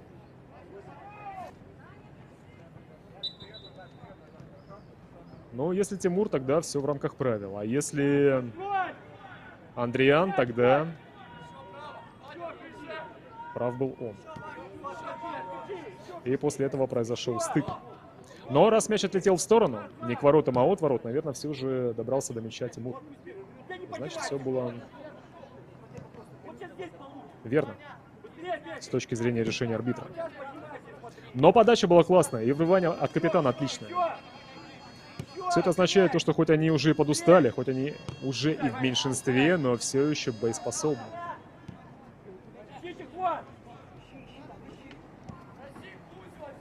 Это про гостей. Ободков. Кузубов.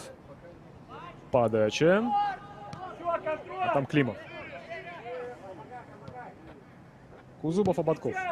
Кстати, вышел Михайлов, а вышел же ведь он, получается, как раз вместо травмированного Раткевича. У якутской команды заброс. Боцман обыгрывает двоих соперников. Подачу в район дальней штанги отправляет. Нагервадзе тоже подает. И Боцман или Зурин пытался откликнуться. Глеб. Вторую желтую красную карточку получил Константин Гохвейс, номер 7, команда РСФ по футболу. Нарушение правил от Рудых. Замена Замена в команде РСФ по футболу. Вместо гостей. игрока под номером 10 Алексея Захарова в игру вступил игрок под номером 8 Ярослав Волошин. Ну, здесь я не совсем понимаю, зачем Захарова меняют, раз он, если он, в общем, и забил, как бы, и лучший бомбардир команды Ивлея Яси еще и передачи классные раздает. И в концовке его мастерство могло бы пригодиться, но, может быть, пригодится мастерство Волошина. Может быть, это тот самый игрок, которого приберегли и который сейчас сумеет стать Высоко поднялся, не надо. тем, кто ситуацию изменит. Вас не атакуют. Возможно. Проверим. Ищем ход. Но Гохвейс, конечно, удалился не вовремя.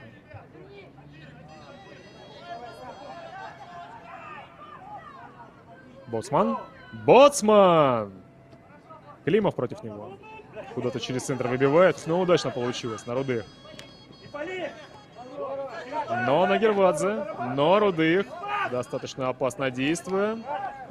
И все-таки мячом завладевает. Смотрите, сколько в нем мощи. Максиме.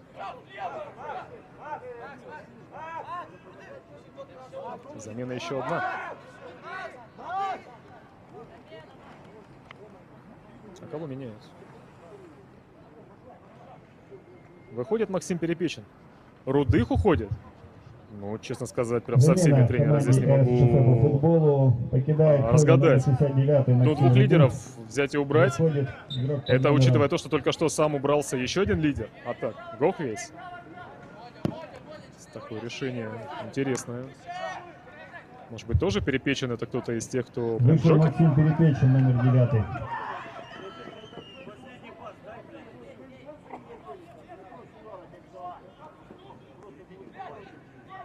Климов.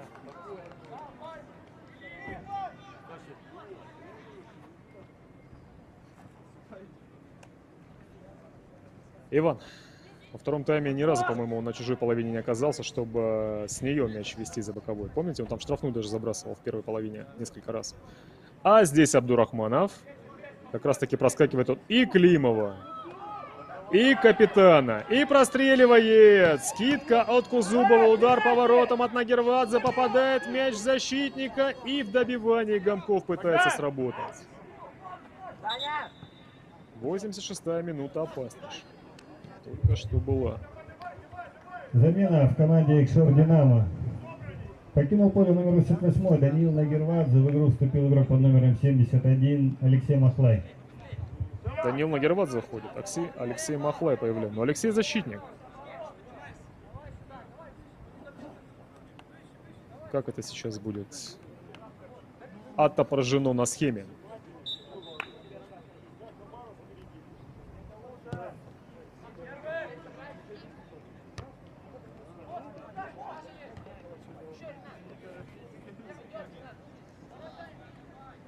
Михайлов. Да, Михайлов действительно в центре действует, значит, он как раз вместо травмированного Радкевича появился. Ну что ж, капитан. Сильный заброс вперед от Егорова. Подбор. Передача. Баширов слева теперь. От Бичилова пас получивший, пытающийся то ли прострелить, то ли навесить. А здесь бы попрессинговать. Узубов.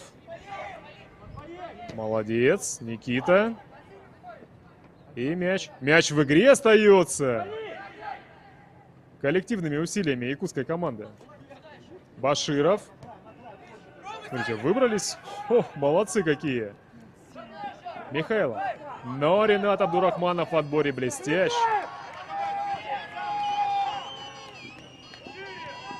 И разбегается Акшор. И на Махлая пас чуть-чуть неточный от Арсения Гомкова. Атака была чуть ли не с численным большинством игроков в белых футболках. Еще и замена вратаря. Чтобы еще было забавнее и веселее. Команде РСШФ по футболу Поля вместо покидает игрока под Максим номером 1 Полищук. Максима Полищука в игру Вдруг вступил вступает Беликто Церенов. Беликто Цуренов. Наверное, правильно. Баликто. Номер 22. Страхуем отскок! И что в этой концовке, в которой 2 минуты основного времени, Пас! и минуты, наверное, 3-4 добавлено. Может быть, даже и 5. В общем, есть еще время. Ободков. Вот он, Черенят! Узубов. Мяч за спину. Залетел защитником. Никита его принял. Прострелил. И Боцман почему-то не пробил. Хоть и до него там мяч уже и доставили. Падаем! О, технично. А кто это? Ваня, у тебя право, Ваня! Неплохо. Стой! Это был Перепечин. Не торопимся, контроль! Дай Кузубову! Он отдохнул бы! Абдурахманов. Минайте! Фоул Михайлова. Ага! Желтая карточка за это Александру. За то, что без попытки сыграть мяч, просто сопернику по ногам ударил.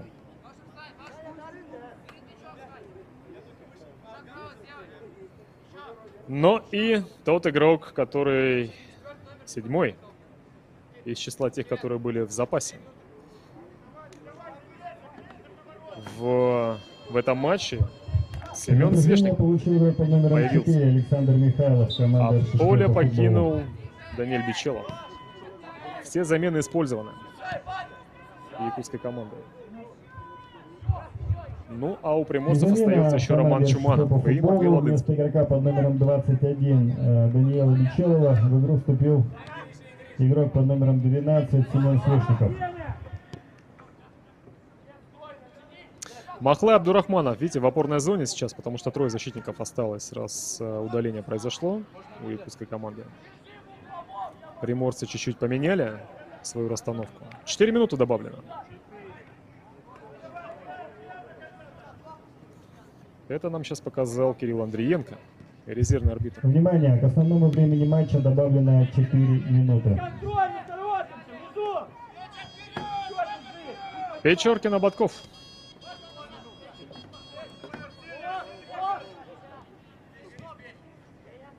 Леня, голова! Абдурахманов. Обыгрыш Михайлова. Смещение под ударную позицию. И прошу прощения, Гамков. Забьет ли свой 10-й гол? Был близок. Но спасает команду Циренов. Замена! Зачем трогать его, блядь?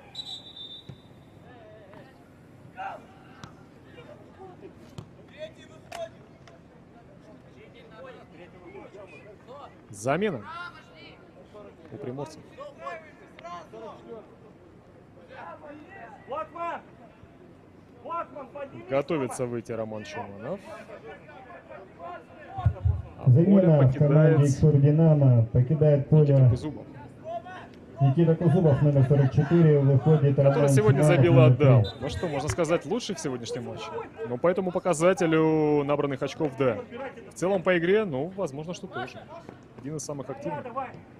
Падай, И, соответственно, самый результативный. В общем, молодец.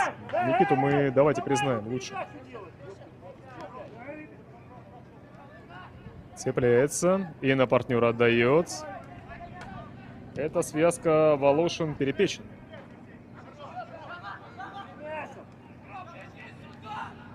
Гамков. Зорин. Против Седриева. Спокойно, Рома! Чуманов. Давайте! Нарушение. Ваня, давай на рыбки сюда. Опять не штрафной? Ну что, быстрый розыгрыш, но правда розыгрыш назад.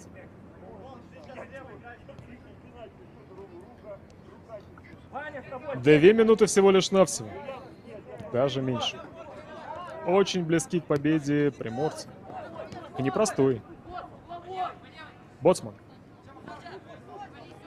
В него соперник вцепился. Егор этого не заметил. Проскочил, просочился. На Гамкова отдал, тот на Зорина. А Глеб пробил промо. Но во втором тайме очень много ударов, кстати. В какой-то момент от Кшор стало наноситься, и прям даже их сложно сосчитать. По моим скромным подсчетам, в створ 5, и мимо цели тоже 5. Оставляемся! Встреча с тобой! Быстрее! Я смог! Время! Прокатывается. Счет с ним быстрее! Печоркиным Аграфениным. Игнат. Но там опорников должно быть уже уж очень много. Хотя бы кто-нибудь бы, наверное, мог бы и открыться. Но шикарная диагональ предоставляется нашему вниманию от Игната на Арсения, а против того быстрые ноги Клима. Друг у друга, блин. Своему махлай! Махлай назад. 20 секунд осталось до победы. Чуманов назад. Вон должен Печоркин. Еще раз прокати. Махлай. Ваня, скакивай. Контроль. Аграфенин. Игнат. Петя, ты чё не И снова на Гомкова пас. В этот раз не такой идеальный, но тоже точный. мягкий? Долженков, против которого Перепечин. Но и все, уважаемые зрители, прозвучал свисток, который означает то, что вот и завершен очередной матч розыгрыша первенства Дальневосточной юношеской футбольной лиги. Группа игроков не старше 17 лет. Поединок между командами Краевая спортивная школа Олимпийского резерва «Динамо», город Владивосток, Приморский край, и Республиканская спортивная школа по футболу, город Якутск, Республика Саха-Якутия. И победу в этом поединке со счетом 2-1 одерживает команда хозяев благодаря забитым голам. На 19-й минуте Макаром Наговицыным, игроком команды Кшор Динамо. После этого 34-я минута и Алексей Захаров, футболист гостей. Ну и победный мяч на 72-й минуте, забитый Никитой Кузубовым после передачи от незадолго до этого вышедшего на поле на замену Арсения Гомкова. Итак, давайте мы посмотрим еще раз на турнирную таблицу и скажем вам, что в текущем моменте Кшор поднимается на первое место, обгоняя СКА Хабаровск и Благовещенск, у которых свои игры в этом туре состоятся. Посмотрим, как они их проведут. Ну, а что касается якутской команды, то у них становится матчей 9.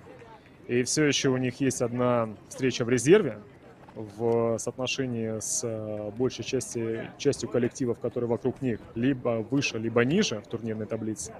Поэтому продолжат, наверное, болельщики якутские рассчитывать и надеяться на то, что в следующем матче обязательно их команда победит. Ну и немножко подтянется туда вверх, чтобы продолжить бороться за попадание в первую пятерку по результатам первенства. Итак, что ж, удары у Кшор насчитали наши уважаемые статисты-графисты 19. Ну, а что касается гостей, то у них более скромная цифра, должно быть 8. 7. Да, все верно. И самым активным был Захаров. Но все никак непонятно, почему Захарова и Рудых тренер поменял за 10 минут до конца. Тогда, в принципе, можно было попробовать еще побороться, подцепляться. Итак, на этом основная часть нашей очередной трансляции подходит к завершению. И нам лишь только с вами остается, уважаемые зрители, в ожидании рубрики повтора опасных моментов, тайма под номером 2, а также рубрики флеш-интервью с тренерами и игроками сегодняшних команд. Прощаясь, пожелать друг другу всего самого лучшего и доброго. Ну, а я со своей стороны, как и в конце каждого репортажа по традиции, конечно же, призываю вас всех заниматься спортом, потому что спорта в жизни современного человека должно быть много.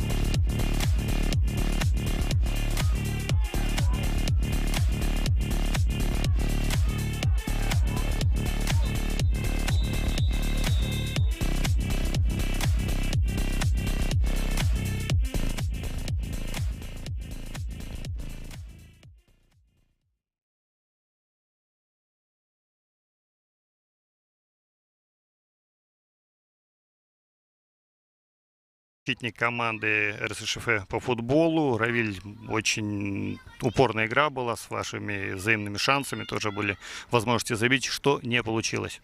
Не получилось реализовать моменты в атаке. Как по мне, нужно подтягивать результативность и меньше брака в обороне. А что получилось сегодня в игре?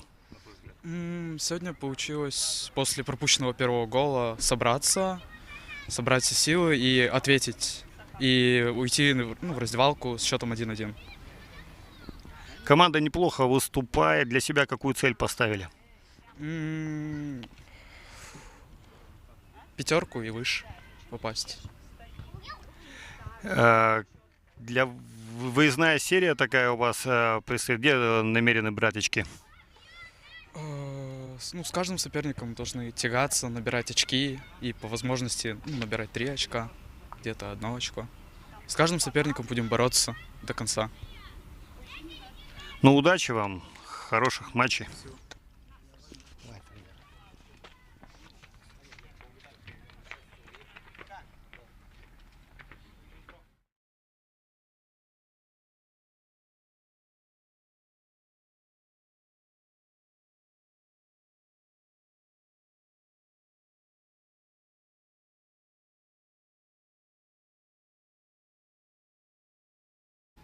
Михаил Никифоров, главный тренер команды. Как вам комментарий? Как вам игра? Ну, игра в целом хорошая была. С нашей командой, с командой противников. Нормально в целом. Я со своей командой нормально. Хорошо. Здорово бежали в контратаку. Несколько таких очень острых выпадов получилось сделать. Это стиль команды. Ну, в целом мы готовились, да, к этому матчу. Ну, к сожалению, свои моменты не забивали. Но вот, получается, все равно футбол видит. Не забиваешь ты, забивать тебе. Я спросил вашего защитника, чего не хватило. Он сказал реализации. Вы считаете, что... Ну, вот, совершенно верно он сказал. Ну, да. 3 таких момента было опасных. Не 1, а 3 было. Ну, забили бы, нормально было бы, чтобы. В первом тайме, в конце первого тайма тоже был момент у нас, когда выходил нападающий практически 1-1, там вратарь спас. Ну, вот так вот. Игра была достаточно такая плотная, жесткая, но не грубая. Но потом вот в концовке как-то запылали страсти, мне показалось. Что, на ваш взгляд, получилось просто это? Никто не хотел уступать? Ну, конечно, да, потому что все равно 90 минут ребята бегают, все равно эти дети, все равно 70 минут нормально, потом уже все встают, начинаются вот эти карусели. Команда соперник атакует, все равно мы атакуем, и начинается вот так. Но в целом выступлением команды своей довольны. Вот сейчас уже половина чемпионата, практически половина турнира сыграна. Что понравилось, что не получается пока? Так, ну в целом все равно недоработки есть к чему стремиться, работать. Ну, пока идем своим позициям, целям. Ну, хотя хотелось бы побольше. Своим путем, в общем. Ну, продолжайте идти, удачи. Хорошо, спасибо.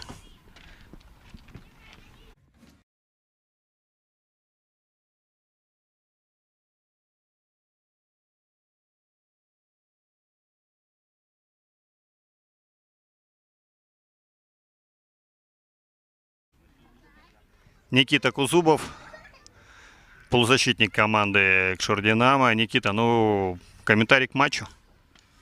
Что можно сказать насчет матча? Очень тяжелая погода, очень жарко у нас, и очень тяжело было поначалу бегать. Поле немного, конечно, плохого качества, но мы старались, как бы выиграли. Своей игрой доволен, нет? Ну, как бы первый тайм я не считаю, что я хорошо сыграл. Много моментов, у меня был один момент очень стопроцентный, как бы мячик выкатывается, я бы его выше, это катастрофа, можно так сказать. Поэтому взял, во втором тайме сделал выводы и справился. Сколько ты сегодня мог забить? Давай так посчитаем. Ну, гола 3, наверное, мог. Ну, еще могли мне отдавать, но ноги пожадничали. Ты не пожадничал, а дал передачу на Макара Наговицына. Заметил открывание по игре?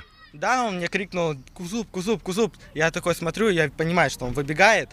И качу ему, и он прям забивает, я был рад, потому что мы как бы одного года, как бы своему другу такому хорошему отдать, это прям радостно. Команда продолжает идти без поражений. Сейчас в 2 последних матчах одержала победу. Я так понимаю, задача стоит высокая перед командой. Конечно, нам поставили задачу выиграть этот турнир. Зачем мы тут? Мы и помогаем пацанам, чтобы выиграть этот турнир, потому что мы как бы уже были чемпионами, и многие пацаны из этой команды были чемпионами. Надо повторить, потому что и доказать, что в прошлом году это была ошибка у нас, что мы Благовещенские 7-2 ошиблись. Надо сейчас доказать им, что все-таки мы чемпионы. Ну, удачи. И следующий соперник очень непростой, очень тяжелый. Да, очень тяжелый, но со следующей игры у нас, получается, мы должны сделать, как бы, исправить наши ошибки по прошлому матчу. Как первый матч мы немного были не сыграны с нашими пацанами 7-го года, но сейчас мы должны исправиться и выиграть все-таки. Но это дальневосточное дерби же, поэтому мы должны дожать. Все, удачи. Спасибо.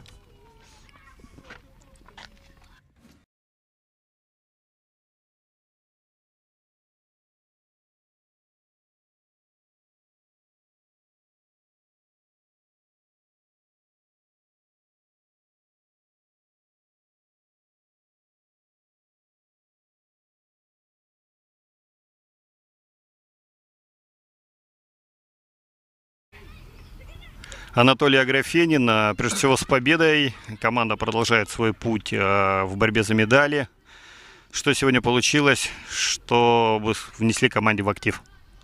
Ну, в принципе, мы знали, как соперник будет действовать. Действовали довольно-таки неплохо. Первый тайм, начало минут 15 должны были забивать 2-3 мяча. Потом игра выровнялась. И вот после забитого нами мяча мы пропустили контратаку, где противник сравнял счет. Во втором тайме внесли коррективы, более стали контролировать мячик.